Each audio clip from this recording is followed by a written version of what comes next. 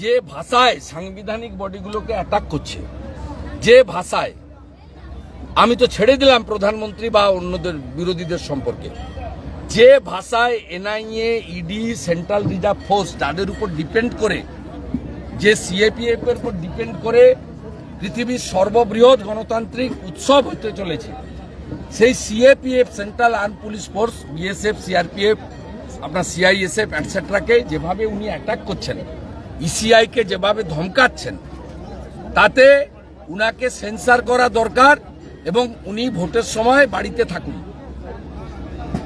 উনার মুখটা বন্ধ থাকুন, এটা আমরা চাই। আর বিশেষ করে রামনবমীর আগে উনার মুখটা বন্ধ থাকা খুব জরুরি। কোনো অন্য ধর্মের সম্প্রদায়ের, কোনো মুসলিম, শিখ, খ্রিস্টান, পার্সি, জৈন, তারা কেউ বলছে না।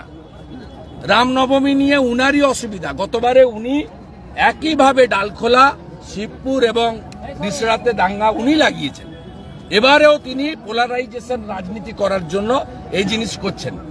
আমাদের সভাগুলোতে প্রচুর মাইনরিটি আসছে, এখানে 100-র বেশি মাইনরিটি আমাদের সঙ্গে আজকে সভাতে এসেছে।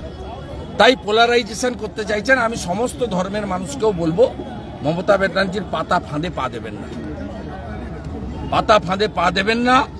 আমাদের স্বামী বিবেকানন্দ শিখিয়েছেন নিজ ধর্মের প্রতি আস্থাশীল, অপর ধর্মের প্রতি শ্রদ্ধাশীল থাকা।